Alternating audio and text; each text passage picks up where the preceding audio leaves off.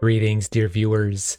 My name is Luc Tessier, and this is A Form of Sound Words.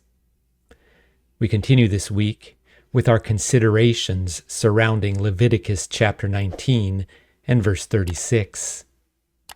Just or fair balances, just or fair weights, and a just ephah and a just hin shall ye have. We noted a few weeks ago how this Old Testament law was a prohibition against merchants scamming their clients by using unfair measurements when selling their materials. We also noted that with the Lord, things are rarely one-dimensional. The Lord's precepts and commandments aren't just rules and regulations to administer daily life in this fallen world. All of the Lord's commandments reveal spiritual truths about us and about His holy person.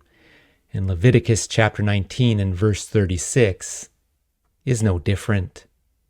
In our first study of this law, we considered how we all too often use unfair balances or biased scales when measuring our own righteousness. Same could be said when it comes to our judgments of others.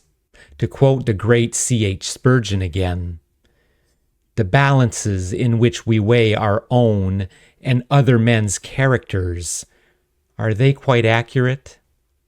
Do we not turn our own ounces of goodness into pounds, and other persons' bushels of excellence into pecks?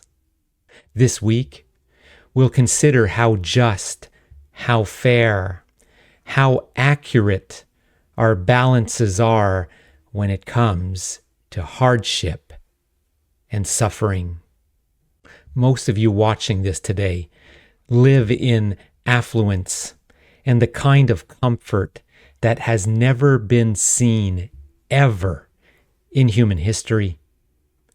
Most of you live in countries in which there is rule of law, democratic governance, and a social welfare system that ensures food, clothing, and shelter for all the citizenry. If you're watching this video right now, you have access to a computer, a phone, or a tablet worth hundreds, if not thousands of dollars.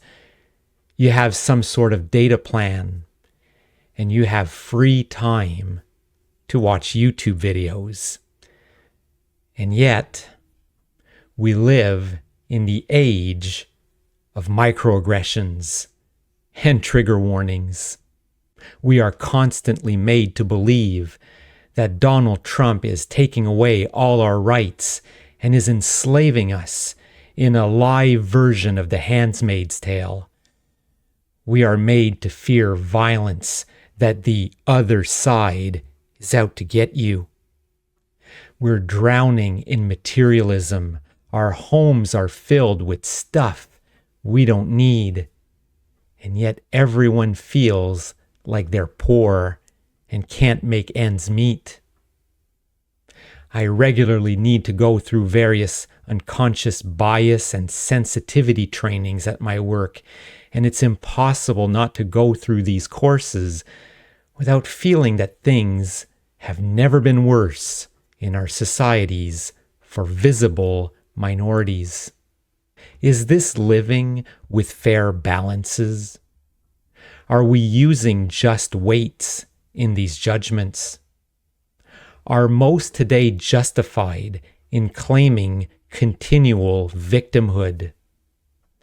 Consider the Apostle Paul's hardships in 2 Corinthians chapter 11, verse 24 to 27. Of the Jews, 5 times received I 40 stripes, save one. He was whipped 39 times on 5 different occasions. Thrice or 3 times was I beaten with rods. Once was I stoned. Thrice I suffered shipwreck. A night and a day I have been in the deep. He was lost at sea for a night and a day.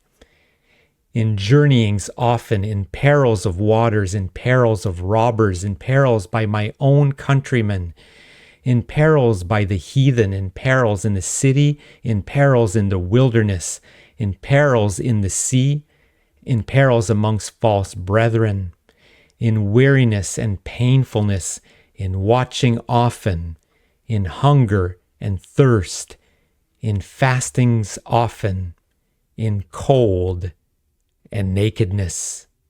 If you are living in a Western country right now, when was the last time you've been beaten with a whip for the practice of your faith or a way of life?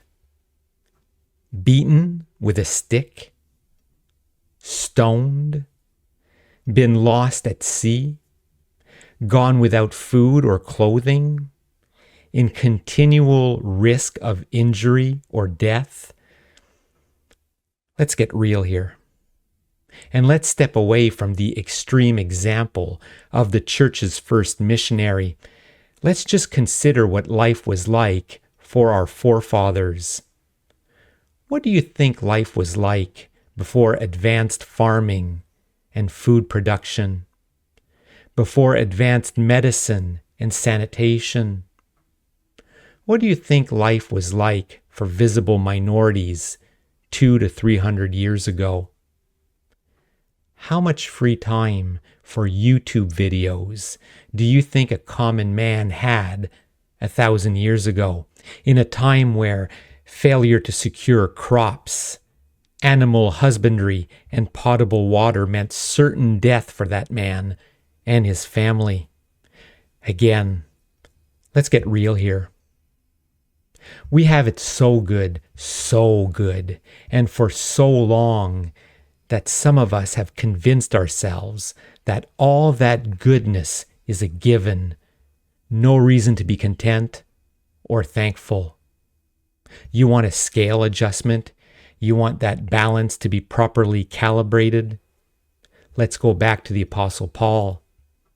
Remember the beatings he took? The cold, the nakedness, the lack of food, the dangers associated to travel. How did he sum up all those terrible afflictions? The kind of afflictions that would have many reach for SSRIs to treat their PTSD today. 2 Corinthians chapter 4 and verse 17. For our light affliction, which is but for a moment, worketh for us a far more exceeding and eternal weight of glory. In Philippians chapter 4, verse 11 to 13. Not that I speak in respect of want, for I have learned in whatsoever state I am, therewith to be content. I know both how to be abased, and I know how to abound.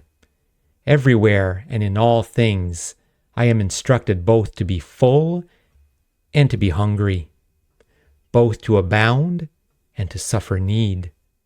I can do all things through Christ, which strengtheneth me. Things that would get most today to the psychiatrist's couch, Paul called our light affliction. Through the power of Christ, Paul lived a life of contentment, whether he had plenty or whether he lacked. Many, perhaps most, in our modern world have no idea what that word means. Contentment, the state of being satisfied with one's own life situation. Envy and resentment are the chief motivators for many today. I've seen this firsthand. I've heard it. Statements like, those people have been unfairly favored. They were given advantages that I don't have access to. I'm being victimized and am suffering great injustice. In my experience, all too many of those who proclaim such injustice and inequality are using unjust balances and incorrect weights. They magnify their own victimhood and make light of the struggles of others. It's a skewed view of reality, a view that, surprise, surprise, skews towards the self. Main character syndrome strikes again. Dear saints, we need to correct any such false weights in our thinking. We may be able to fool ourselves and others, but there's no fooling God. Psalm 89 and verse 14. Justice and judgment are the habitation of God's throne. Mercy and truth shall go before God's face. And 1 Peter chapter 1 and verse 17. If ye call on the Father, who without respect of persons, without partiality, judgeth according to every man's work, pass the time of your sojourning here in fear, in the fear of the Lord. Dear viewers, in closing, C.H. Spurgeon. The scales in which we measure our trials and troubles, are they according to standard? Paul, who had more to suffer than we have, called his afflictions light, and yet we often consider ours to be heavy. Surely something must be amiss with the weights. We must see to this matter, lest we get reported to the court above for unjust dealing. And with that, dear viewers, the Lord bless you and keep you. The Lord make his face shine upon you and be gracious unto you.